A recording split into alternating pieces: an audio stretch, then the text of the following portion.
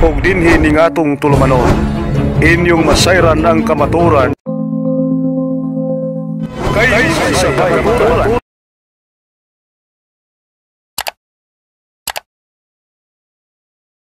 Okay, welcome ang mga sabadista, mga tanah. Mga tanah ka lang mo, brother. Ang mga tanah. Kay bawon man ha. Ay dito. Dire ka tayo, lapit tayo. Bahan man sa ito pahulay ang mga tanah. Nabay mabasa nato sa Biblia nga nagsulti nga adlaw nga Domingo gipanalanginan, gibalaan o gipahulayan. Mura na ang pangtanan. Sa Domingo. Naagi mabasa tayo. Naagi mabasa, basta sabton lang gibasa. Oo. Parang ba dati ito, makasabot ako makasabot. Dili kayo basa. Kaya sabot-sabot. Kinahang to ba mo ne? Ha? Mo basa ta, nga na sabot-sabot. Dili kay basa-basa ka rin pagsabot. Oo, sabton yun. Okay na tayo. Sa ako ang explanation, kung naminaw kayo na tayo mo ne, mo nang iyong bitaw nga pagbasa nato sa libro sa Old Testament, kuha ka ito ng i-off na iya. I-off na iya. Kaya di man kasabot tayo, bisan pababasa ta. O di na to gamitan yung pagsabot, di ka kasabot. So, pwede ba nga maminaw sa kakaroon, kuha lang sa ng taptas yung una-una. So, pasabton ta ka. Kung naminaw kayo na sa explanation mo, gibuhat ang tao ikaunom nga adlaw. So meaning pagkaugma mao nang unang adlaw sa tao. Sakto. Oh, mao nang unang adlaw sa tao kana ikapito ka adlaw giingon nimo mao nang unang adlaw sa tao. Correct ba ko? Sa imo. Dili ba sa ako? Ang eksplikasyon. Dili, nangutanan man ka. Ang una yung semana. Dili. Niuyo naman ka nga ang tao gibuhat ikaunom nga adlaw. So ang ikapitong adlaw nga gipangalinan sa Ginoo mo nang unang adlaw sa tao. Di ba? Ayo ko sumbalik ka sa ako pagsabot, gibasa na mo dire kay magbasa tap sa sabton maka nato. Sige. Ikaunom ka adlaw gibuhat ang tao. Og sunod sa ikaunom mo na ikapito. Mo nang adlaw nga gipanalagyanan sa Ginoo ug pahulay siya. Pero kung ikapito diha, mao nang unang adlaw sa tao. Nakasabot ba ka wala? Kanang ikapitong adlaw niya, unang adlaw sa tao. Yes. Dili na adlaw sa Ginoo sa imong pagsabot. Lahi mga adlaw sa Ginoo, adlaw sa tao. Kay lahi man, kasanta ka. Ay sa mo yun sa. Sige. Aron makasabot ka, dili ta man nagsamag adlaw sa Ginoo, adlaw sa tao. Prohibaan na dinhi sa sulat ni San Pedro. Ingon din he, kung basahon na. 2 Pedro 3:9 8. Ayaw ninyo hikalimte nga ang Ginoo ang usa ka adlaw sama sa usa ka libo ka tuig o usa ka libo ka tuig sama ra sa usa ka adlaw. So di gyud ta magkaparehag adlaw sa Ginoo. Pero ato ning alain sa mabasa din sa Henesis 2:2 nga naay adlaw nga ikapito din may pahulay ang Ginoo. O kanang adlaw nga yung gipahulayan nga ikapito, ang ikaunom ka adlaw ana diha gihimo ang tao. So therefore, ang ikapito ka adlaw ang unang adlaw sa tao. Diin mauna, nabasa na to. Nabasa ba ya? Ang unang ay ikapito ka munang adlaw sa tao. Yes, kay mama na. O ana na. Paminantay para makasabot ka. Di ka ta pwede nga di ta mo sabot. Nakasabot naman na sila ba? Kaya uban, ikaw naman na siguro makasabot. Okay. Balikon ko para makasabot ka. Gibuhat ang tao, ikaunom ka adlaw. So therefore, ay kapitong adlaw, din gipanalanginan o gibalaan sa Ginoo, mo na unang adlaw sa tao. Kung sa maday sunod siya ikaunom, di ba ikapito man? Sakto ba ko? Ikapito lagi. Yun na ka. So di na kinahanglan imo pa na basahan ko trapolet lang ang Domingo ang unang adlaw ipanalangin imo naman giyunan. So mo kawas pa man ka mo nang giingon ni San Pablo tay paminaw tay kaya nangutana ra man ka Bahala ka, di na makuha ng tap-tap nga nag-alis imo sa labutan. Wala may labutan na.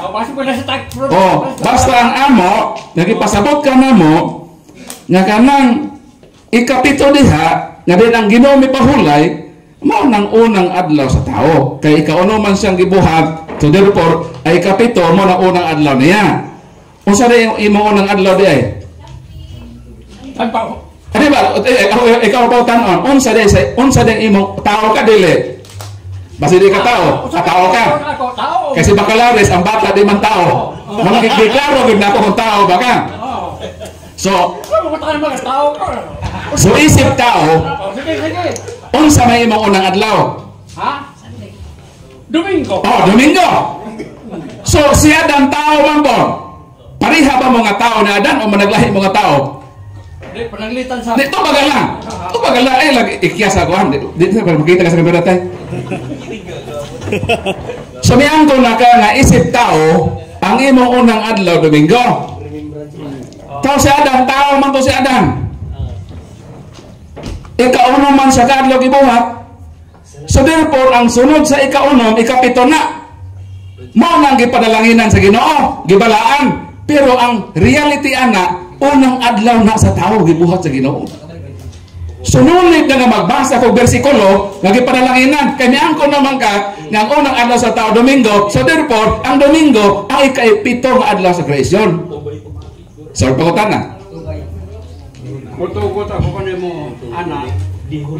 Unang mutugot ako sa imong istorya. Naka unang adlaw si manamang Domingo. Pero ako to sa pangatanon utro ako. Palaat. Giun sa masab nimo pagsabot. Ang Exodo nga nag-iyon dia hinumduman mo ang adlaw pagpahulay. Aros pagbalaan ni ini. Giun sa masab nimo pag sa sa ulong ka adlaw magbuhat ka. Ho, pabahaton ka. Ako, pabahaton, katawan ta. Sa ulong ka adlaw magbuhat ka. Pero sa pagkapito, magpahulay ka. Karon unsa may imong kasulti mga Biblia. Mo bitaw nagbuhat ni unong kaadlaw ang among working days pag-start og Lunes.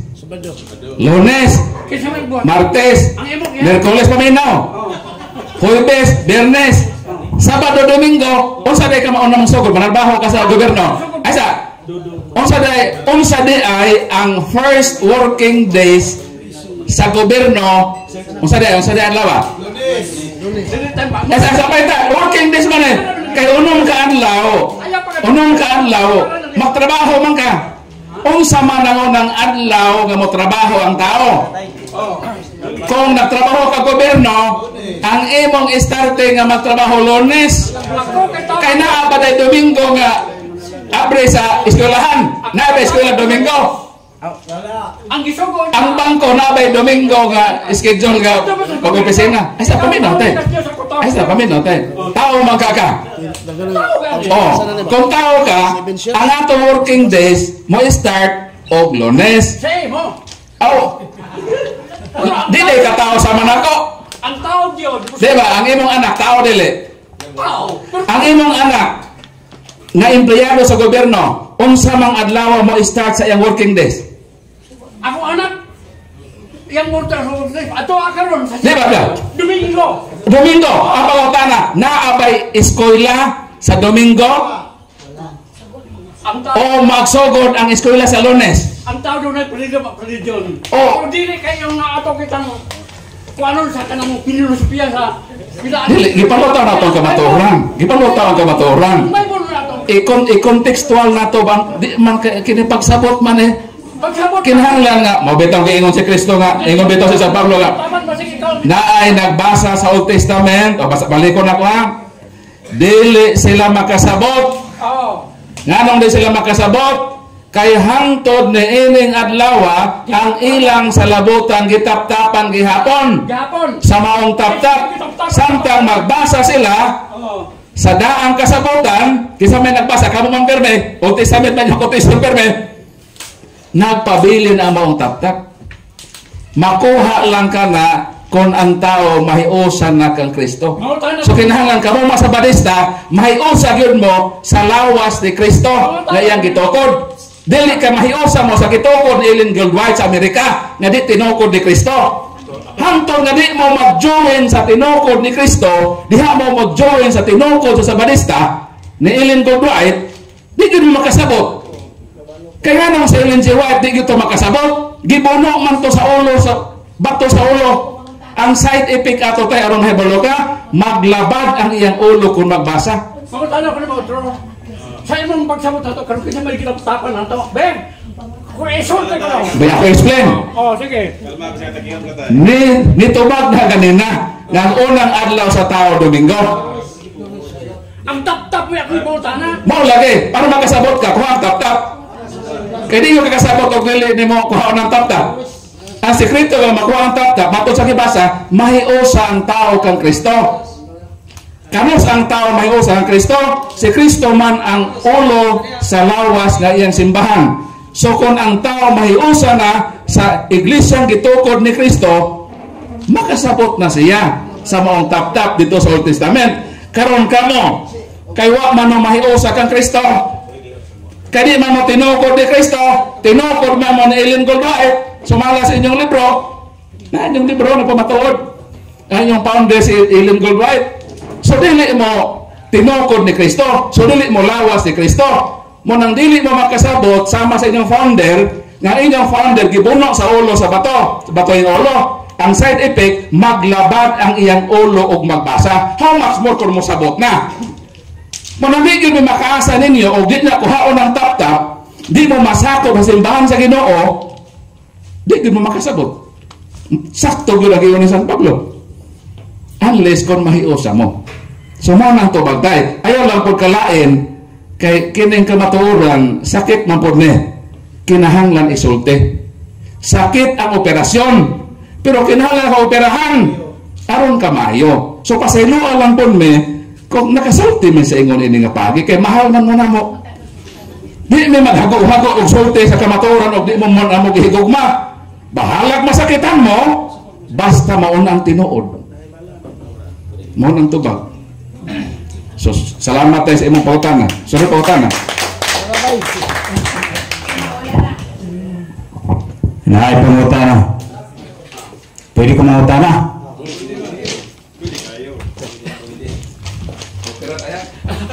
Mahal ka na ako, Brad. Umulang na siya. Nindot makayo ang mga pagpamahayag makaigsunan. Pero kana amo nang gidawat makaigsunan nga sa kanong nga panahon namo so kausap pa man nato nga panakita sa sunod makaigsunan pangutanan ako kanus akata nga higayon Magsabot na po. magkita o nya maghimo na puta og laing sabot para aron nga ay ako nagipon mismo gyud ang atubang. Okay, sige. Salamat. Kaya na bahala og duhaon nato ka topic ang atong dadon o usa nga topic. So inga na ra kibali siya. Din higapon, bro. Bisan asa. Kamu. Oo, basta kay na ay panahon nato basta mas Ginoo. Unsa may topic nimo, bro, gusto? Di na po ng pagkaon gipulay kay so sumol naman ni pero may sumol na ba? pagkaon pero gipulay wala gyud tanin wala na tanin mau lagi sa matuod nga iglesia. Away problema sa kinsa may mo ato bang asa akong gusto sa matuod nga iglesia. Away problema sa unsa nga kuan topic. Matuod nga iglesia atong pamatudan ang matuod nga iglesia. Unsa ang matuod nga iglesia mo nay ang pamatudan nato. Kay aron masabtan nato pag-ayo. Kay naa man kalabutan kibali siya sa daghan kayo na atong may sibutan ang panahon na. Mas mayo pero gaapon ta natong gusto si Brad kuan Berpul gumikan kay may nangop ko ani kay ang among pastor agaw po niya. Discussing yun sila mo naganahan ako ba pagkita ganina mo sa ganina dito kuan ako ang kuan sa among pastor. Marag mingaw kasi. Mingaw ko ba? Salamat kayo. Gusto na ako si Paul. Alima. Si Pastor Alima magud. Suon po na mo lagi nga pastor. So, mo na yung tanay gusto nako. Kay para ang kami nga po nako murag dili pa mo pudwa pa mo mauli. Murag salamat ko nakita ko sa ing agaw mo si pastor po mingaw ko sa pastor namo. So, ako gusto si Brother Paul. Okay, dapat anak kung unsa nga topic pananglitan pahibalo kang Brother Richard na amas Brother Richard. Jadi gusto rin yapon. Ako Brother Richard po. Kuanta bro, galing. Larawan ta bro. Dua. Kupas naman. Pwede po. Pwede. Kita to sila Brother Richard. Bro, sure na diri. So, oyon ka bro, Richard, sa larawang kupas.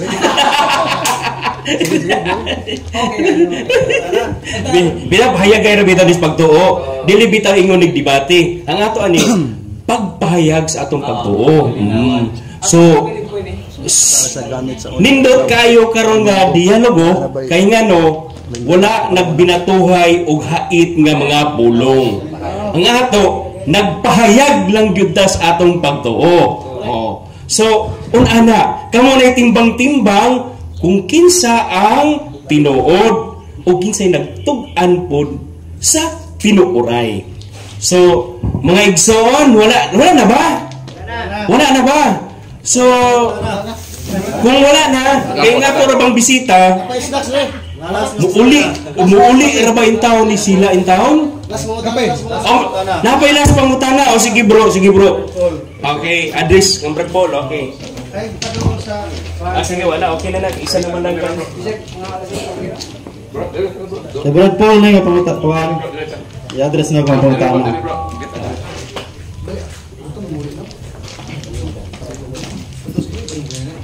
Nawa pangutana sa Lucas 23 versikulo 52 hangtod sa 56. Nagaingon diha adlaw kana sa pagpangandam. Nanang adlaw namatay si Jesus Christ gilansang sa cross. Niadto ang mga tao, especially silang Maria, kauban pa lang mga babae. Niadto sa kang Pilit, kang Pilato, aron pangayoon nila ang lawas ni Jesus Christ. Nato ko diretso sa 56, sa 55 hangtod 56. Misunod ang mga babae nga nanguyog kaniya sukad sa Galilea ug ilang nakita ang lubnganan kung giunsa pagpahiluna ang iyang lawas. Unya na mauli sila o nangandam sila mga pahumot o mga ihaplas. Kung sa English mga kigsunan, ang basahon sa English and returned and prepared the spices and ointment and rested on the Sabbath day according to the commandment. So Biyernes namatay si Jesus, gipangayo nila ang lawas kay nagduong na ang adlaw nga ipagpahulay. Kung akong i-connect dito sa Mateo 28 versikulo 1-2, sana human na ang adlaw ipagpahulay. Dumduman to Biyernes. Pagka Sabado, adlaw ipagpahulay. Pagka Domingo, sa naunang adlaw sa simana. So, imong ipamatud-an ganiha nga ang adlaw ipagpahulay, Domingo. Domingo ang imong adlaw. Pero sumala sa balang kasulatan, sa human ang adlaw ipagpahulay, naunang adlaw sa simana, nabanaw si Kristo sa kadlawon. Unsa man na siya imuha? Kaning, base na sa imuhang kuan, pagbuot, pagsabot nimo o dili pinaagi sa balaang kasulatan. Wala ba kalendar ni adto panahon na? Sa panahon sa mga Hudyo nga si Jesus miani na sa paglansang sa cross. Kay klaro man kana nga Biyernes nangandam gikuha nila pagka Sabado adlaw ipagpahulay. Pagka Domingo na ang adlaw sa simana. So, bro, akong I-prove ni bro, mangutan ako gutro ha. Adlaw ipapahulay una imong gikuan, i-prove mo nga Sunday. dili. Ang ikaduha, ang ipaprove o. Ang ikaduha, niingon man ka na anabay kalendaryo. Asa may unahon na mo adto? Is katong okay, sige. Bro Paul. Kana laging alag papahulay sa Mahudiyo, gibase na kalendaryo. Mabitaw naminaw pataganin na Exodus kapitulo 12 lagi. Kanos ama nagsugod ng ilang kalendaryo. Kanos ama sa nagsugod og kaon 12-2. Kining bulan na mao ang unang bulan sa tuig alang kaninyo. So sa ato pa dito to sa ilang pagawa sa Egypt, nag-start tong ilang pag-counting o kalendaryo nga naanay bulan 12 o 13. Diyan ang gabi una, suruyon ko ang Ehipto o pamatiyon ko ang tanang panganay mga tao o mananap, silutan ko ang tanang Diyos-Diyos sa Ehipto.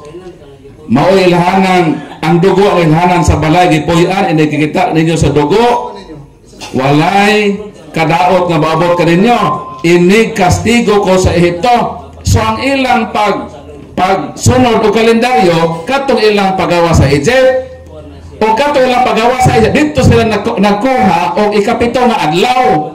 Supposed to be dito ka sa creation mo balik. Kalahi man sa kalendaryo wag isubay sa mahidhido sa ilang pagawas. Wa man na nakaangkor dito sa creation. Kay wa man nahibay unsa tong adlaw atong ilang unang adlaw dito, unsa na kapito natagdo pa na sa creation nga adlaw. Pero creation klaro kayo kung imong sakton, pito na siya ka adlaw. Nga ikaunon ka adlaw gibuhat ang tao. So, unsa may sulod sa ikaunon, di ba ikapito? Ikapito mo ng adlaw sa pahulay. Pero kana unang adlaw diha, mo nang unang adlaw sa tao. So mo nang sakto ang Katoliko nga ang atong pagbantay sa pagpapahulay dili tong sa Mahudiyo. Kung dito kita mo base dito sa kreasyon nga na 7 days ay kaunom, gibuhat ang tao, ay kapito una adlaw sa tao, so therefore ay kapito mao na ang gipanalagi na adlaw sa Ginoo. Wa man tay supak to yung bersikulo kung Mahudiyo ng bantay, pero lagi ato ilang gibantay na ay sayo.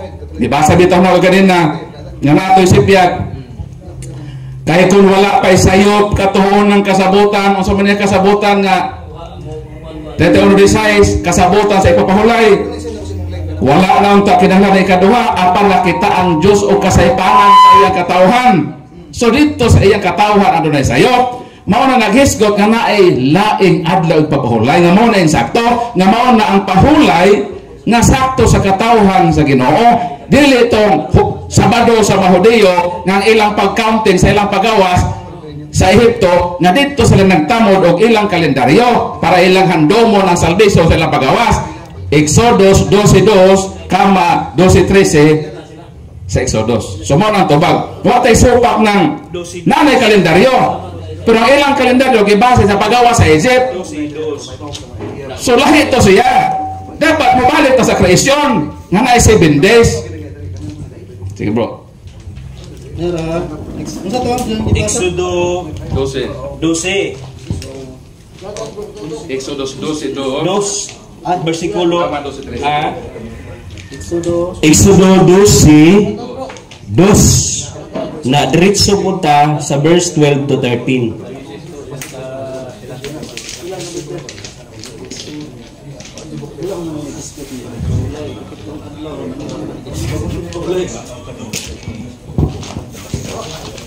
So, asa naman bro? Asa naman ka bro? wala man naghisgot. Ipapahulay nagkabutang na ikaputong adlaw lang wala. pa kayo maglaro. Dinhi man sila nag-start nga nag-counted og bulan og tuig. Lagi pero wala siya nag. So ang ilang 7 days sa gipili katong history sa ilang pagawa sa Egypt. Kung sakto ka dito ka sa kreasyon mo balik kay mao na sa Dekalogo 28:11 mao nang naay si Piat mo nang gikurihan sa Ginoo nga naay laig paghulay kay dunay sayop tong unang kasabutan naghihimo sa katawhan sa Ginoo. Dili ang Dios ang nasayop, ang mga Israelita. Mo nang biya na mo nang Sabat sa Mahudiyo. Mo ato ka sa kreasyon kay mao na sa Exodus. Ayaw mo atong Deuteronomio nga ang pagtamod paggawa sa Egypt. Lahi ba basaha ko na inyong 10 commandments sa Exodus o sa Deuteronomio? Ang sa Exodus sa kreasyon, ang sa Deuteronomio sa paggawa sa Egypt. Kung sa mga nasugod ng paggawa sa Egypt, nag-count sila og simana. Dito ang simana bulan tuig ang imong counting. Dito naman sa paggawas. Dapat dito ka sa kreasyon mo balik. Ayaw itong basihin itong paggawa sa Egypt o sa itong adlaw. Kaya din ang kreasyon. Ang mga sabrista may moto sa Egypto. Ha? May moto sa Egypto. Ay bahala na mas kinabuhi kung di mo kasabot. Basta maon ang gipasabot sa kasulatan. Mo nang gamitan atong pagsabot, dili kay basa-basa lang ta. Sabot-sabot po ta. Mo nang tubag sa pagkutanan. Salamat. Okay na? Okay na ba? Okay na. Okay. So, unsa man? Wala na bagay laing pangutana kay ato nang i-close. Ato nang i-close. So, karon daghan yung kayong salamat sa Habyan Compound. Salamat usab sa iyang mga ginsakupan nga ni atiman gyud ta kayo. Gi-accommodate ta kayo na pay libreng kape, libreng snacks. Oh, wag gyud tay kasultian ni. Maayo gyud kay ni siyang tao. So, ato usab pagasalamatan si Brad Jose Richard Lacaba ug si Brad Junri Sakal og sa iya pong company, sa iya mga kauban pod nga mga SDA. Salamat kaayo ug kang Brad Paul Alima, salamat po kaayo bro sa higayon nga inyong yung kuang garon gitamod inyong yung girespeto. Oh, nian ito nga gid sila wala gyud magpakyas. Salamat sa nagtan-aw sa atong live karon. So kayo di na may sa isa katulad naghan. Salamat po. Agi pagtapos So nauman na among atong ihatag sa atong CFD Brad Paul Alima aron sa patapos nga pag-abo. Okay, once again, daghang salamat Brad Dordong, diholder sa imong panahon o sa pagpasilitate no sa atong pahiyagay sa pagtuo. Kang Brad Junre, Brad Richard sa iyang kaubanan Seventh Adventist Reform. So pasalamat mi nga di amo o sa dako nga gugmaw kahinango amo mo gidawat kay mahal nato sila kay sila ato makiigsuonan. Palakpakan nato ang mga Seventh Adventist. So sa ato pong sponsor no sa snacks o sa akomodasyon sa atong sound system sa tanan nga mga preparation so amo gining gihimo kay gusto namo nga ang kamatuoran gyud ang mulutaw. So naghago gyud mi dinhi nga sa ingon ini nga paagi daghan po na maka-learn sa atong pahiyagay sa pagtuo.